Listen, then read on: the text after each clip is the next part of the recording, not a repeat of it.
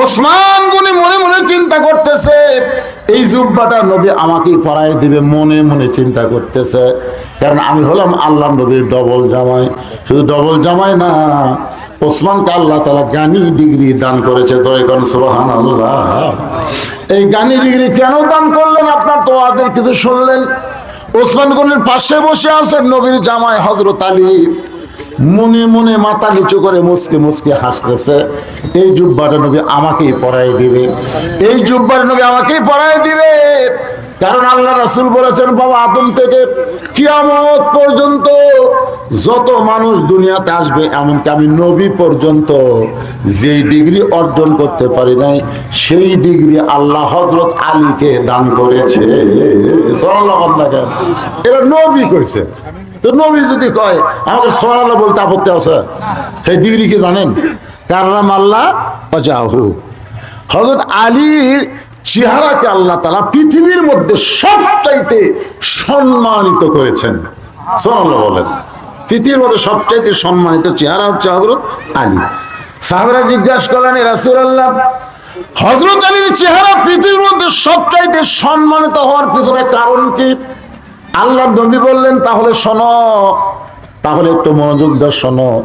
বাবা আদম থেকে আমি নবী পর্যন্ত যত নবী দুনিয়াতে আইছে, এই নবীর বিবিরা জান্নাতে হবে, কিন্তু জান্নাতি নারীদের নেত্রী কোন নবীর বিবি হবার পারবে না। এমনকি আমার বিবি খাদিজা জান্নাতি, আমার বিবি আয়েশা জান্নাতি, আমার বিবি উম্মে সালমা জান্নাতি, আমার বিবি সাউদা জান্নাতি। আল্লাহ নবী বলেন, আমার 11টা বিবি সবাই জান্নাতি। মা হাওয়া জান্নাতি, হাজরা জান্নাতি, সারা জান্নাতি। নবীদের বিবিরা জান্নাতি, কিন্তু জান্নাতি নারীদের নেত্রী কোন নবীর বিবি হওয়ার পারবে না। জান্নাতি নারীদের নেত্রী হবে আমার কলিজার টুকরা মা ফাতেমা। সুবহানাল্লাহ।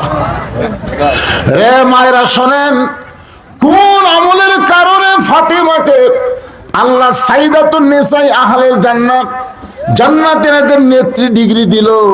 এই আমল কিন্তু নামাজের কারণে দেয় নাই, এইটা কিন্তু রোজার কারণে দেয় নাই, এইটা কিন্তু যাকাতের কারণে দেয় নাই। ফাতেমাকে এই ডিগ্রি আল্লাহ দিয়েছে কেবলমাত্র আল্লাহর হুকুম, পর্দাকে নিয়ম মতো আমল করার কারণে।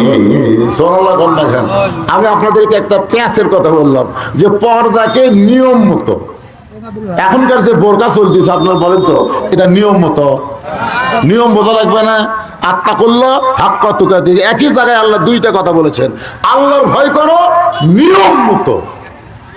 এমন এক বোরকা পরে রাস্তা দিয়ে যাচ্ছে, মেয়েটা না তাকালেও বোরকার জন্য 2বার তাকাচ্ছে। হাই রে বোরকার সাইজ ভাই, হাই হাই এসকি মেসকি লেস ফেস লাগে, বোরকা সেই ঢপা টাইট ফিটিং, ভিতরের জিনিস বেড়া থাকায় বোঝা যায়। এইরকম বোরকা তো মেয়েদের জন্য চলবে না। মেয়েদের বোরকা পড়তে হবে কালো রঙের, কালো রং ছাড়া অন্য কোন রঙের বোরকা মেয়েরা পড়লে পুরাপুরি পর্দা হবে না। আগে আমি দেখতাম ওই বাগুনের বাড়ি, আমার এলাকায় বাগুন লাগাতো, বুঝলেন? ওই বাগুনের বাড়ি একটা যে খেয়ার দিয়ে একটা ভূতের মতন বানিয়ে তার মাথাতে একটা পাতিল দিত, মাটির পাতিল, সেই কালো, মানে কালি টালি দিয়ে কালো করে সাদা দিয়ে চোখ বানাতো, ওই চোখ দিয়ে চোখ, নাক মুখ। তাই বললাম, ভাইজান এই যে একটা বন্ধু দিয়ে মানে খেয়ার দিয়ে মানুষ বেনা, তারা মাথাতে কালো পাতিল কেন? বলে হুজুর মানুষের নজর এতই খারাপ হুজুর, যদি বাগুনের দিকে নজর পড়ে তাহলে বাগুনের পোকা লাগবে। এই জন্য আমরা এটা দিয়ে আগে নজর এর উপর পড়ুক, তারপরে বাগুনের পড়ুক, অসুবিধা নেই। আগে ভূতের উপর পড়ে, পরে যদি পড়ে তার পোকা লাগবে না। দেখছেন, একটা বাগুনের পোকা বাঁচানোর জন্য যদি কালো হাঁড়ি দেয়, তাহলে মানুষের নজর আপনার বইয়ের দিকে পড়লে কি হবে? বাগুনের পোকা লাগবে, আপনার বইয়ের কি হবে? এই জন্য কালো বোরকা পরান লাগবে, কালো রঙের বোরকা, আর সেই বোরকাটা হবে ঢিলা ঢালা।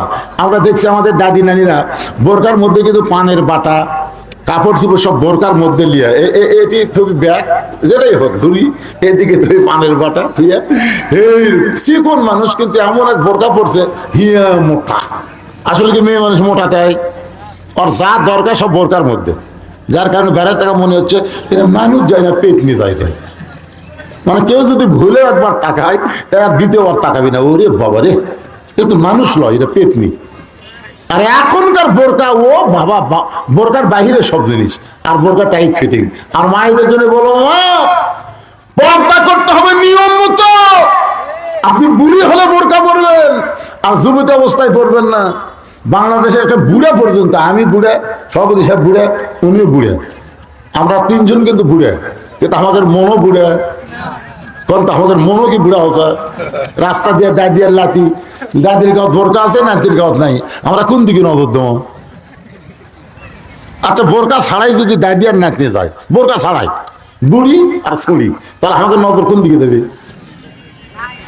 দুইজনের গাঁতে বোরকা নাই, তারপরে বুড়ারা কিন্তু ছুরির দিকে নজর দিবি। আমার এলাকার যে কয়টা বুড়ার বউ মরছে, আজ পর্যন্ত দেখলাম না যে কোনো বুড়া বুড়ি বিয়ে করলো। একটা বুড়া বুড়ি বিয়ে করেনি, সব যুবতীক বিয়ে করছে। তার মানে বোঝা গেল বুড়ারাও যুবতীক পছন্দ করে। এই জন্য বুড়ি যদি বোরকা নাও পরে, কেউ তার দিকে তাকাবে না। আর যুবতী বোরকা পরাই লাগবে, কারণ বুড়াও তাকাবে। কথা কন না কেন বারে? আপনাকে এলাকার 50 বছর আমের গাছের গোড়া কেউ বেড়া দিবি? যদি দেয়, আর ভূত ধরছে। গোড়াত বেড়া দিকে ভাই বেড়া কেন? ভাই সতর্ক থাকা ভালো। গরু ছাগল যদি খায়, সতর্ক থাকা ভালো। গরু ছাগল তোর গাছের দিকে ঘৃণা করে তাকাবি না। গরু ছাগলের নজরের দাম নেই। ওই যে ছোট গাছ রকলকা পাতাবার আছে, ওই গাছের গোড়াত বেড়াবে। এই জন্য বুড়ির গায়ে বোরকা নাই, নিয়ম মতো পর্দা হলো। যুবতীর গায়ে বোরকা পড়তে হবে। মানুষ মরে গেলে 5টা কাপড় দিয়া লাভ নাই, মহিলা মরে গেলে 5 কাপড় দিয়া লাভ নাই। জীবিত অবস্থায় 5টা কাপড় পরা লাগবে। মরে গেছে 5 কাপড় দিয়ে 2টা জিনিস বেশি। আমার বউকে একদিন বলছিলাম যে মেয়েদেরকে 2 কাপড় কেন বেশি পরাই, কত মরার পরে? তো বউ বলতেছে, আপনি আলেম মানুষ জানেন না, একটা হলো মাথা বাঁধ, একটা হলো সিনা বাঁধ। পুরুষের মতোই কিন্তু 3টে, আর একটা মাথা বাঁধে। এক কাপড় দিয়ে কি বাঁধে? কথা কয় না। আর সিনা বাঁধে। আপনার বলেন তো এই 2টা কেন বাঁধে? বুঝতে পারতেছেন না? জীবিত অবস্থায় যে মেয়ে মাথার চুল বেচা খাচ্ছে, জীবিত অবস্থায় চুল বেচা খাচ্ছে, আমাকে এলাকার চুল বেচে, আপনাকে এলাকার বেচে কিনা জানি না। 1 কাঁচা টাকা, 1 কাঁচা টাকার ওজনে চুল দিলে 100 টাকা। আগেকার কাঁচা টাকা একদিকে দিবি, আর 1 পলা চুল দিবি, এই কাঁচা টাকা ওজন হলেই 100। তারা সারা মাসে যে চুল হাসলে চুল ওঠে। আমরা এতই প্যারাশুট কিনে দিই, তাও সারা চুল খুঁটতে বাড়ায়, আল্লাহ জানে। প্যারাশুট দেখায় না, চুল 3 জন টানতেছে, তাও চুল ওঠে না। চুল দেখে তো সামান্য চুল কম পড়ছে, তখন ভাবি 100 টাকার তো হয়নি, আর সামান্য চুল হলেই 100 হবে। তখন তাহলে তুমি দেরি করো, আমি দিচ্ছি। তখন এক মুড়া চিরুনি আছে, মুড়া চিরুনি চুলের মধ্যে দেখল কটমট কটমট করে চুল ছিঁড়ে চুল দিছে, লাড়িয়া ছেড়ে, ফেরোয়ালা লাড়িয়া ছেড়ে বলতেছে, ভাবি আর একটু লাগতো, থাক আরেকদিন এসে নেবো। তাহলে আপনার বইয়ের চুল একটা ফেরোয়ালা লাড়িয়া ছেড়ে কিনলো, আর মরার পরে মাথার কাপড় দিবেন জান্নাত। যুবক অবস্থায় অন্য পরে নাই, গলার মাফলা বানাচ্ছে, আর মরে গেলে সিনা বাঁধ। যতই করেন কাম হবে না মা। জীবিত অবস্থায় 5 পিস পোশাক আপনাদের করতে হবে। জনগণ কথা ঠিক কিনা? ফাতেমা শুধুমাত্র পর্দার কারণে আল্লাহ তাকে সাইদাতুন নিসাই আহলুল জান্নাহ ফাতেমাতুজ জোহরা ডিগ্রি দিয়েছেন। নবী বলেন, সাহাবীরা রে, আমার আলীকে আল্লাহ কাররামাল্লাহু ওয়াজহু ডিগ্রি দেওয়ার কারণ হলো আলীর সঙ্গে আমার ফাতেমার বিয়ে হওয়ার কারণে আলী হচ্ছেন পৃথিবীর সর্বশ্রেষ্ঠ স্বামী। এমনকি আমি নবীর চাইতো স্বামী হিসাবে হযরত আলী ভাগ্যবান। সুবহানাল্লাহ না কেন? কারণ আমার খাদিজা জান্নাতি নারীদের নেত্রীও পারলো না রে, আমার আয়েশাও পারেনি, কিন্তু ফাতেমা পারলো। তার মানে কে ভাগ্যবান হলো? বাবা আদম থেকে আমি নবী পর্যন্ত যত নবী দুনিয়াতে আইছে, এই নবীর সন্তানেরা নবী হবে, জান্নাতে হবে। কিন্তু জান্নাতি যুবকদের সর্দার কোন নবীর সন্তান হতে পারবে না। জান্নাতি যুবকদের সর্দার হবে সাইয়্যিদুশ শাবাবি আহলুল জান্নাহ হাসান হোসেন রাদিয়াল্লাহু তাআলা আনহুমা।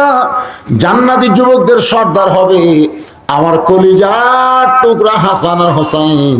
এই হাসান হোসেনের বাবা যিনি, তিনি হলেন পৃথিবীর সৌভাগ্যবান বাবা। আমার আলীর ডিগ্রি হলো আসাদুল্লাহিল গালিব, যেই ডিগ্রি কিয়ামত পর্যন্ত কেউ পাবে না, কেউ পাবে না। নবী বলেন সাহাবীরা রে, আজকে আর একটা ডিগ্রির জন্য আলী অপেক্ষা করতেছে। জোরে কোন সুবহানাল্লাহ। সাহাবীদেরকে নিয়ে নবী খাচ্ছেন, আলী বসে আছে নবীর পাশে। দুই জামাইকে নবী দুই পাশে বসে, দুই জামাই, একটা হলো ওসমান, একটা হলো আলী। আর একটু সাইডে বসছে এক শ্বশুর আবু বকর, আর এক সাইডে বসেছে আর এক শ্বশুর হযরত ওমর। জোরে কোন সুবহানাল্লাহ। কিন্তু হযরত আলী একটু জ্ঞান চাষার জন্য নবী কি করতেছে, খুরমা খেজুর খাচ্ছে, আর আলী নবী খেলে খপ করে বিচি রাখতেছে। নবী খায়, বিচি ঠে আলীর সামনে। এক সময় নবী বললেন সাহাবীরা তোমরা তাকে দেখো তো, আলীর পেটে এত খিদে, একলাই কতগুলো খুরমা খেজুর খাসে, মুখের সামনে খালি বিচির টিপ। হযরত আলী দাঁড়িয়ে বললেন সাহাবীরা, আমার শ্বশুর আল্লাহর নবী যা বলেছেন ভালোই বলেছেন, আসলে আমার পেটে খিদে বেশি, এই জন্য আমি অনেকগুলো খাসি, তার প্রমাণ হলো বিচি। কিন্তু আপনারা বলেন তো খিদা কার বেশি, তাই বিচি বাইর করা খায় না বিচি সহ খায়? সব সাহাবীরা বলতেছে বিচি সহ যাই খায় তার খিদাই বেশি, কারণ বার করে টাইম পায়নি। তাহলে তাকায় দেখেন আমার শ্বশুরের সামনে করে বিচি নেই, তাহলে ইনি যে তখন মুখ লড়ালো, কি খেলো, হ্যাঁ কি খেলো? নবীর সঙ্গে সঙ্গে আলী রে আয় আয় আয়, তুই আমার কাছে দাঁড়া। বুকের সঙ্গে জাপটে ধরে জুব্বাখানা পরায় দিয়ে বললেন, আনা মাদিনাতুল ইলমে ওয়া আলিও বাবুহা, আমি হচ্ছে ইলমের শহর, আলী হচ্ছে তার দরওয়াজা। সাহাবীরা বললেন ইয়া রাসূলুল্লাহ, হযরত আলীকে জুব্বা পরায় দিয়ে আপনি আমাদের কি বুঝাইলেন? রাসূল বললেন, তোমরা সিজদা দিবা মসজিদে, আর আমার আলীর সিজদা হবে আল্লাহর কুদরতি পায়ে। যার প্রমাণ হলো পিছন দিকে তীর ঢুকে গেছে, তীরের শলাকা ধরে সময় সাহাবীরা টানতেছে, হয়তো আলী খালি ঠিক করে দিয়া কান্দে।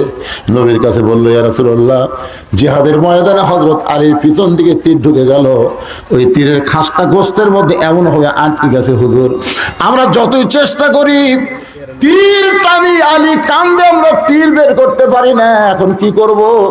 রাসূল বললেন সাহাবীরা, অযথা আমার আলীকে তোমরা কষ্ট দিয়েছো, অযথা কষ্ট দিও না। আলী যখন নামাজের মধ্যে যাবে এমন সময় তোমরা তীর টেনে বের করবা। হযরত আলী যখন নামাজের মাঝখানে, আসসালাতু মিরাজুল মুমিনিন, নবী বললেন সাহাবীরা রে, আমি রজব চাঁদে আল্লাহর সঙ্গে মেরাজ করেছি, আর তোমরা দৈনিক 5 বার আল্লাহর সঙ্গে মেরাজ করবা। যখন নামাজ পড়বে তাসজুদ ওয়াক্তারিব, যখন তোমরা সিজদা দিবে তখন আল্লাহর নিকটে পৌঁছে যাবে। সুবহানাল্লাহ বলেন। হযরত আলী যখন নামাজের মধ্যে, জাবের আর হুযায়ফা দুইজন সাহাবী হযরত আলীর পিঠে তীর টানতেছে, এক সময় তীর আর বের হয় না, পিঠের উপরে তারা দুইজন দুইটা পা দিয়া, চিন্তা করেন সিজদাত হযরত আলী পিঠের উপর দুইটা পা দিয়া এত জোরে তীর টান মারছে, তীরের সঙ্গে গোস্ত পর্যন্ত ছেড়াইছে। নামাজ শেষ হওয়ার পরে নবীর সামনে যখন গোস্ত আর তীর দেওয়া হলো, আল্লাহ রাসূল গোস্ত আর তীর দিকে কান্না শুরু করে বলে, আলী রে আলী তুমি কোথায়?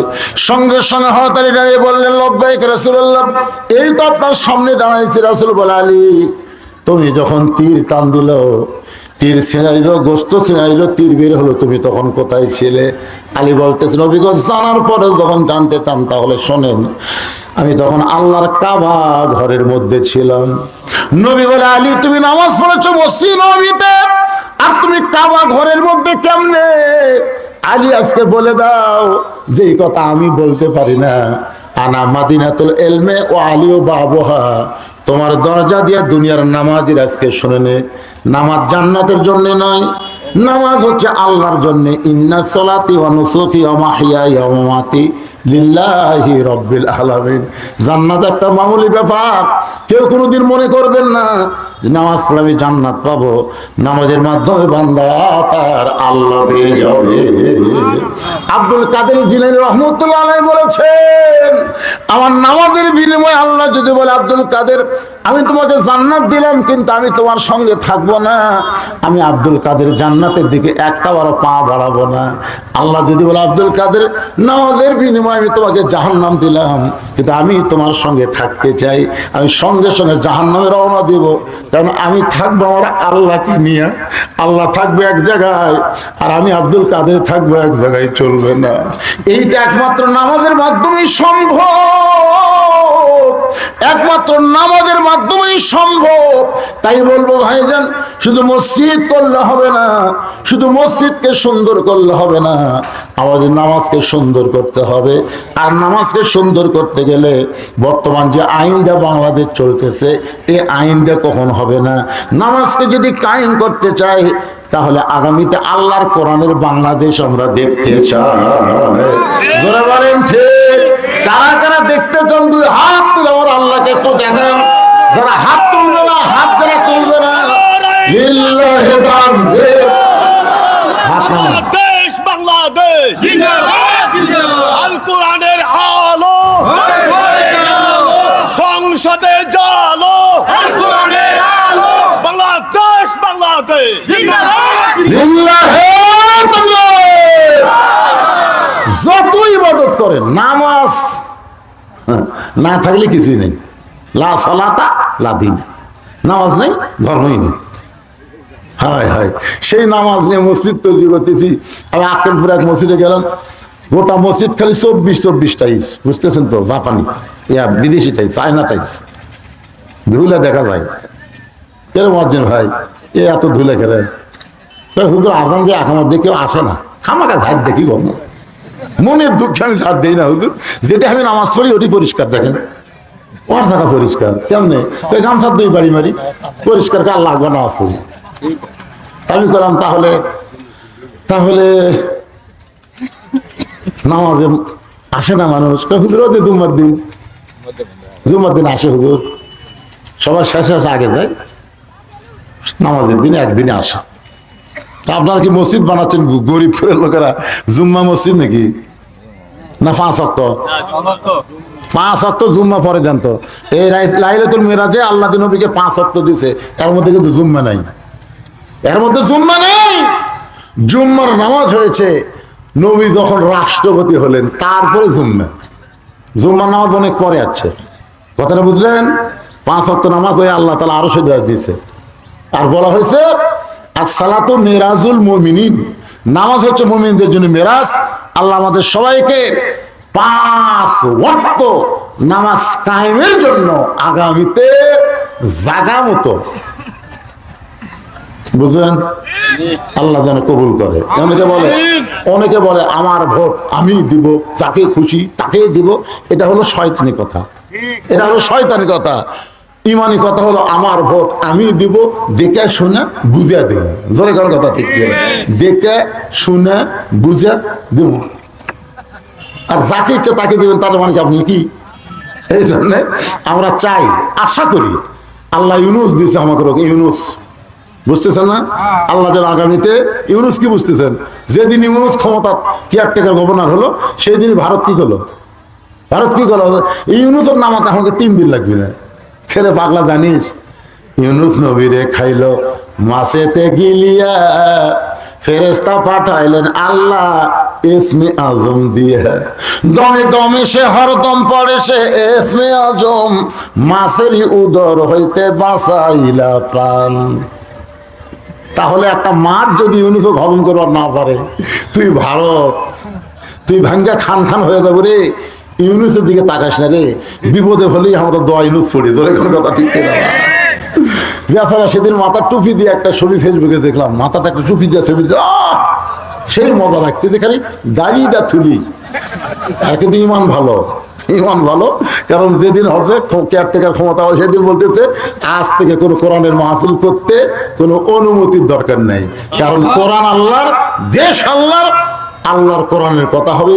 বক্তা যত খুশি হক কথা বলবি, কিন্তু মাঝে মধ্যে একটু বাধা শুরু হচ্ছে। খালি বলছে একদল খায় গেছে, আর একদল খাওয়ার জন্য রেডি, এইটুকু কথা বলতেই কোনো দলের নাম আছে? ঘরের মধ্যে কে রে, আমি কলা খাইনি, রে পাগলা, কলার কথাই তো হয়নি, খালি বলা হচ্ছে ঘরের মধ্যে কে, তাই খাইনি, আমি কলা খাইনি। এই জন্য ভাইজান আমরা সতর্ক হব। আমাকে এখানে বলা হচ্ছে শহীদ জিয়ার স্ত্রী বেগম খালেদা জিয়া আপসহীন নেত্রী, আমরা সবাই জানি আপসহীন নেত্রী অসুস্থ, তাকে অন্যায়ভাবে তিনি একজন এতিমের মা, সে কোনোদিন এতিমের সম্পদ আত্মসাৎ করতে পারে না। কথা বলেন না কেন?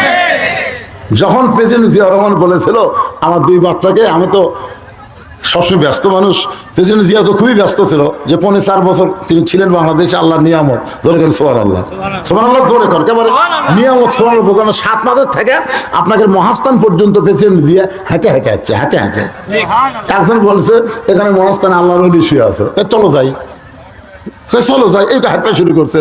একজন বলে স্যার গাড়ি ঘোড়া, কিসের গাড়ি ঘোড়া, চলো। 7 কিলো হেঁটে যাচ্ছে, ওই জেল নেতা কাছে আসলে ডায়রিয়া ধরে গেছে, 7 কিলো হেঁটেছে জীবনে।